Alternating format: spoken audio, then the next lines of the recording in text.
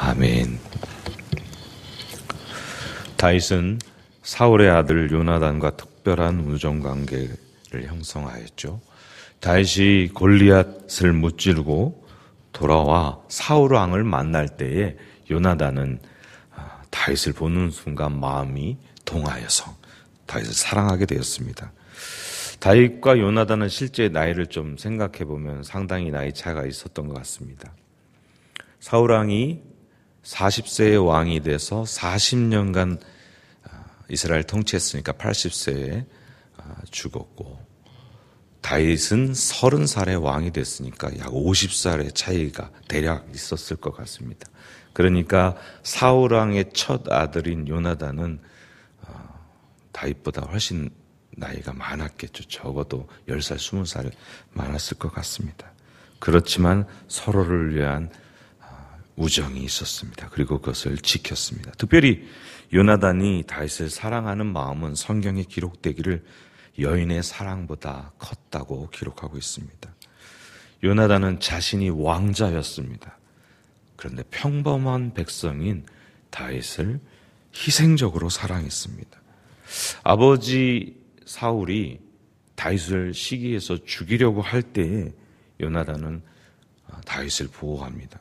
사울이 다윗을 죽이려고 했던 이유는 다윗이 다음 왕권을 가져갈 수 있다라고 하는 두려움 때문이었습니다.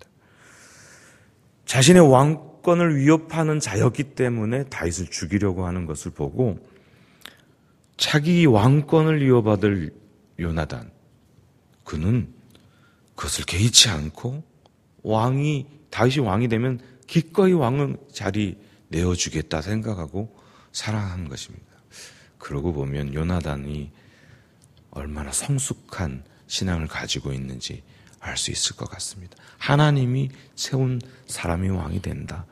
자기가 왕권을 이어받을 왕자의 위치지만 하나님의 뜻이 그것이 아니라면 내어주겠다는 것이죠. 요나단은 다윗이 하나님을 향한 그 사랑과 하나님을 향한 열정이 어떠했는가를 알아보았던 것 같습니다. 요나단 자신이 하나님을 향한 열정을 가지고 있었기 때문이죠. 하나님이 함께 하실 때 일이 형통하게 되고 전쟁은 하나님께 속해 있기 때문에 사람의 수위에 많고 작음에 상관이 없다 생각하고 요나단 자신이 전쟁터에 무기를 드는 시종 한 명과 나아가서 승리를 얻게 되는 장면을 볼 수 있습니다. 어떻게 보면 무모한 전쟁을 치르는 용기였지만 하나님이 그것을 사용하셨죠. 이렇듯 믿음의 사람인 요나단이 골리앗 앞에서 자신은 나아갈 수 없는 그런 상황에서 소년 다윗이 나가 골리앗을 하나님의 이름을 의지하여서 승리하는 것을 보고 그의 마음이 감동되어서 다윗을 사랑하게 되었습니다. 하나님께서 원하신다면 자신의 자존심, 명예, 권력은 상관이 없다. 개의치 않는다. 내려놓을 수 있다. 라고 생각한 믿음의 사람이었습니다. 그런 하나님을 향한 사랑과 열정이 있는 요나단이 다윗을 보고 다윗의 열정을 보고 하나님을 향한 사랑을 보고 다윗을 사랑하게 된 것입니다. 이와 같이 우정이 세워지는 것들을 보면 우리 광주 동산교회 교우들 간에 하나님 안에서의 이런 사랑, 이런 우정이 많이 세워졌으면 좋겠습니다. 그리스도의 피로 한 형제요 한 가족이 되었습니다. 아멘이십니까?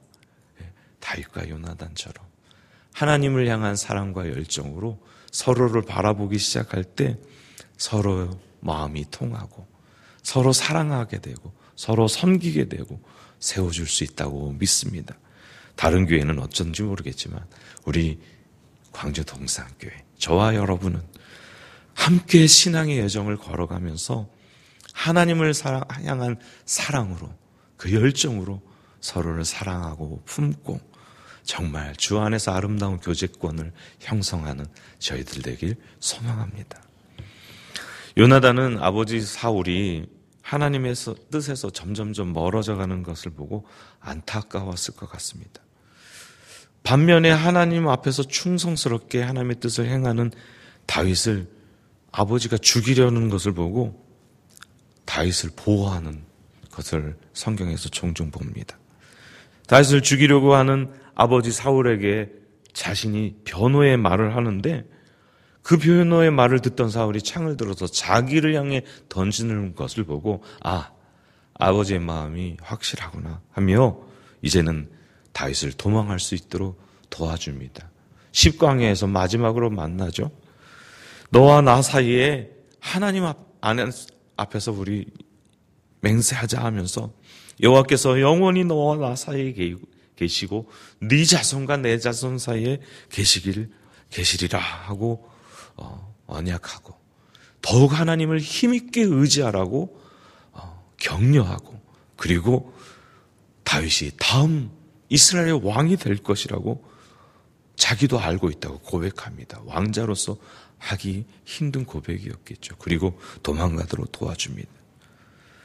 여호와 앞에 언약하고 헤어지는 이 장면이 사실 마지막 장면입니다. 왜냐하면 이 다음 블레셋과의 전투에서 다윗과 사울 왕은 전사하기 때문입니다. 다윗은 주변의 모든 적대국들을 정리하고 또 나라의 조직을 잘 세우고 나서 요나단과의 우정을 기억합니다. 하나님 앞에서 맺었던 언약을 기억합니다. 그리고 요나단 그리고 사울의 후손에 남은 사람이 없는지 찾죠. 왜냐하면 그에게 은총을 베풀려고요.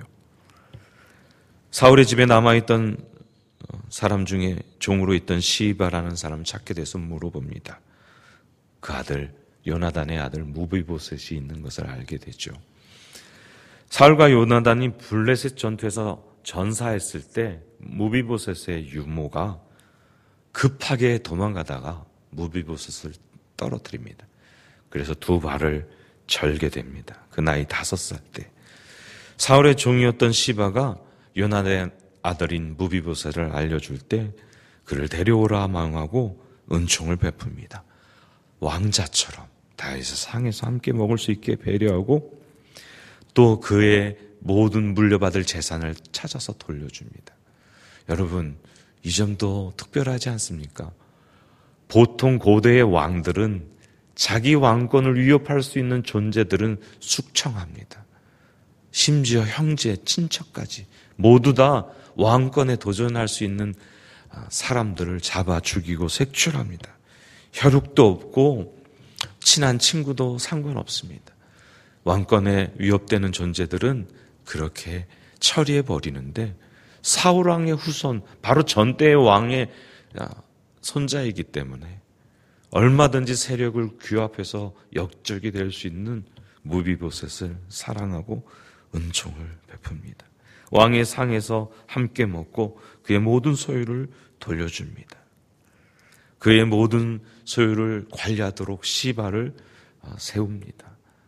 시바는 종이 20명, 아들이 15이니까 일반적인 종은 아니었던 것 같습니다. 사울의 온 집을 관리하는 시종장쯤 되었을 것 같고 청지기 위치에 있었을 것 같습니다.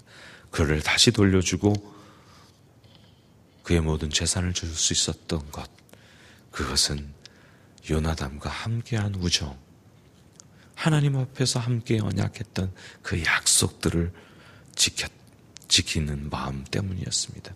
이것을 보통 우리는 신의라고 표현하죠.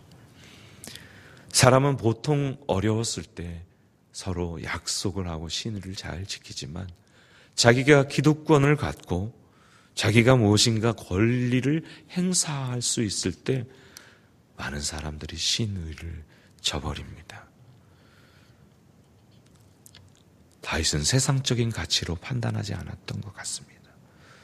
그것은 바로 우리 그리스도인들에게 적용할 수 있는 대목이기도 합니다.